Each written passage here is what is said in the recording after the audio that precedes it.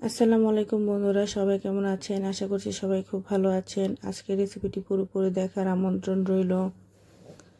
আজকের রেসিপির জন্য প্রথমে 3টি টমেটো মাঝখান দিয়ে ফালি করে কড়াইতে সরিষার তেল দিয়ে একটু হলুদ লবণ দিয়ে উল্টে পাল্টে ঢেকে ঢেকে ভেজে নিব যতক্ষণ পর্যন্ত প্রপারলি সিদ্ধ না হয়ে যায়। টমেটোগুলো বারবারই উল্টে পাল্টে দিতে হবে।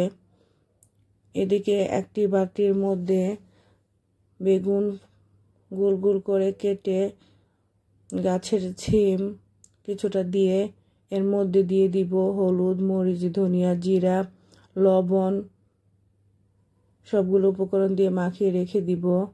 এদিকে আগে থেকে চুলায় বসানো টমেটোগুলো খুব ভালো করে সিদ্ধ হয়ে গেছে, নামিয়ে নিব। টমেটো ভাজার তেলের মধ্যে আর একটু তেল দিয়ে দিব বেগুনগুলো খুব ভালো করে ভেজে নিব। বেগুনগুলো উল্টে পাল্টে খুব ভালো করে সিদ্ধ করে ভেজে নিতে হবে।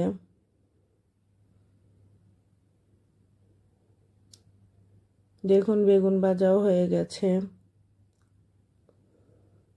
বেগুন ভাজাগুলো খুব ভালো করে ভাজা হয়ে গেলে একটি পাত্রে উঠিয়ে নিব। এখন ভেজে নিব সিমগুলো।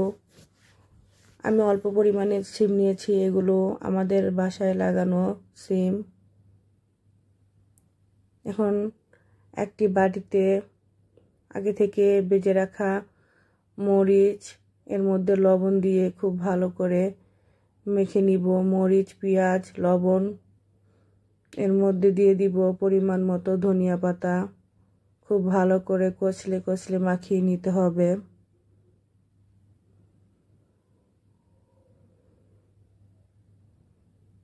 খুব ভালো করে মাখা হয়ে গেলে এ পর্যায়ে এর মধ্যে দিয়ে দিতে হবে সরিষার তেল।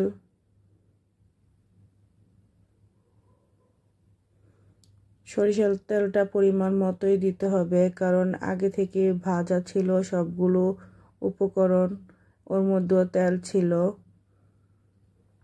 সরিষার তেল দিয়েও খুব ভালো করে আবার মাখিয়ে নিতে হবে। এখন দিয়ে দিব সিমগুলো পেঁয়াজ মরিচের সাথে খুব ভালো করে মাখিয়ে নিতে হবে। সিমগুলো মাখানো হয়ে গেলে এর মধ্যে দিয়ে দিব টমেটোগুলো খোসা ছাড়িয়ে। একে একে সবগুলো টমেটোর খোসা ছাড়িয়ে নিব। বেগুনগুলো খোসা ছাড়িয়ে দিব, কারণ বেগুন ও টমেটোর খোসা সমেত দিলে ভর্তাটার মধ্যে ততটা মজা আসবে না, ছাবা ছাবা লাগবে। এখন সবগুলো উপকরণ একত্রে মাখিয়ে নিব। বেগুন, টমেটো, সিম, মাখানো মরিচ সবগুলো খুব ভালো করে কচলে কচলে মাখিয়ে নিতে হবে। এই ভর্তাটা আপনারা বাসায় বানিয়ে খেয়ে দেখবেন, আপনাদের অসম্ভব মজা লাগবে। এটা গরম ভাতের সাথে খেতে খুব মজা হয়। সকালের নাস্তায় এরকম একটি ভর্তা হলে আর কি লাগে। যারা ভর্তা লাভার আছেন তাদের জন্য এটা অসম্ভব মজার একটি খাবার। আপনারা অবশ্যই বাসায় এভাবে বানিয়ে খেয়ে দেখবেন। আল্লাহ হাফেজ।